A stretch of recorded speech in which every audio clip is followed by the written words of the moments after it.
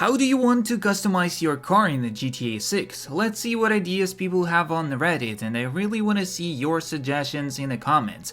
House robberies, accessible large buildings, found glitches before game release, taxes, and a lot of other leaks we will discuss today in this video. So yeah, enjoy, don't forget to like. By the way, let's start. First of all, in GTA 6 weapons could be stored in the personal vehicle, similar to how the saddlebags are used for horses in Red Dead Redemption 2, and only a limited number of weapons can be carried in a hand, unlike GTA 5, which had a variety of weapons on the wheel, and basically we will store them right in your car and use them right there, like taking them off your car, and as well you won't be carrying much of the weapons on you, like probably it will be some kind of a realism that we will see in the game.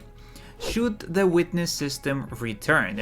Red Dead Redemption 2 had a unique system where you could stop a witness of your crime from reporting it, but should it return for GTA 6 or should GTA keep the all wanted system? I want police alerts to actually take time to filter through, as opposed to them immediately knowing exactly what you look like and where you are at every point on the map instantly. I think the trailer may even prove the existence of such system, and in the end of the trailer we see the protagonist driving away from robbing the liquor store and the police heading there, drive by them absolutely clueless.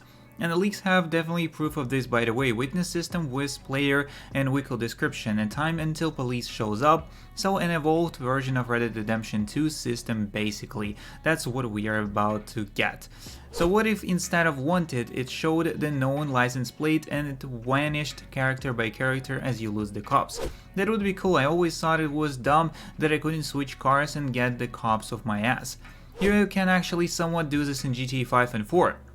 So if you switch cars in 5, the police won't immediately recognize that it's you until they get much closer. You can be inside their vision cones and remain undetected. Slightly, it's a useless feature because once they get closer to the car they go apeshit and you can't drive opposite of them undetected like the GTA 6 trailer. I don't know if it's true, but there's rumors that the police will recognize your car and plate, so if you did something bad before it and show up with the same plated car, you'll get wanted again if cops see it or see you.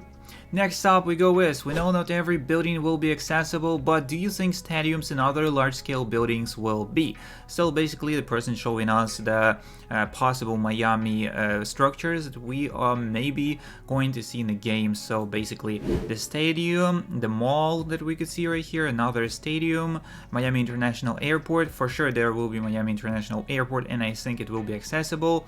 And also one more stadium over here, and I don't know what is this one. It looks like something like Cheesecake Factory, I don't know, it's maybe some small mall that I don't know. Things like arenas, stadiums, airports, malls, and maybe some other large-scale buildings like casinos or a few skyscrapers. I bet they will be accessible. I think like really small buildings won't be accessible, but the rest, like big buildings, will be accessible. Not like all floors, I would think, but most likely it will be really interesting to see and how it will look like. So we will discuss it in a couple of next videos with more details if I find it.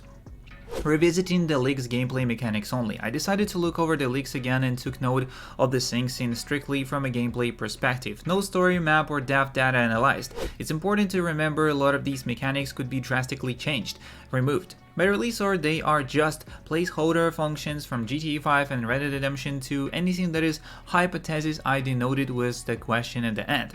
Player NPC interactions options change based on proximity. Hostage, rob, restrain, threaten, melee. Staff, rob, police, surrender.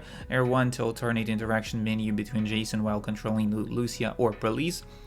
Prompts and objectives. Time until cops dispatched, cops arriving, rob the dinner, don't rob the cash register, escape the dinner, vehicle name discovered, ability to discover things like Red Dead Redemption 2 Compendium, robbery, CCTV recording, door panel locked, new contract name, what up, message received, Also, we see the player gameplay interactions during robbery. Tap R1 to check in with Jason or hold for more options.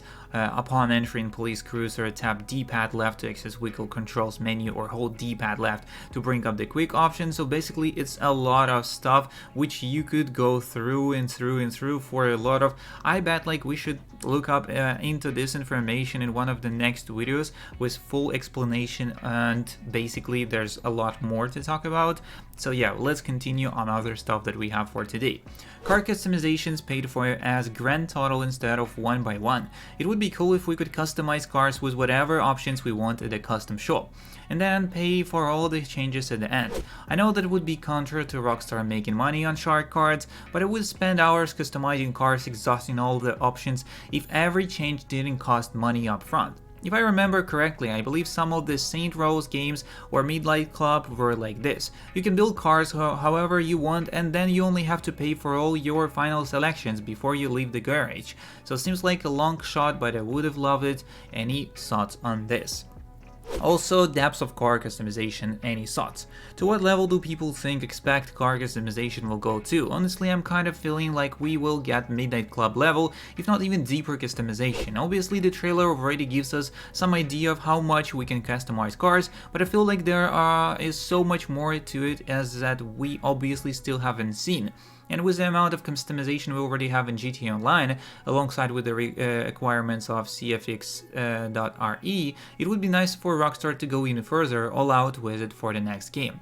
My all-time dream for this game would be for us to get Autosculpt level customization like we got in NFS Carbon, and link in the comments.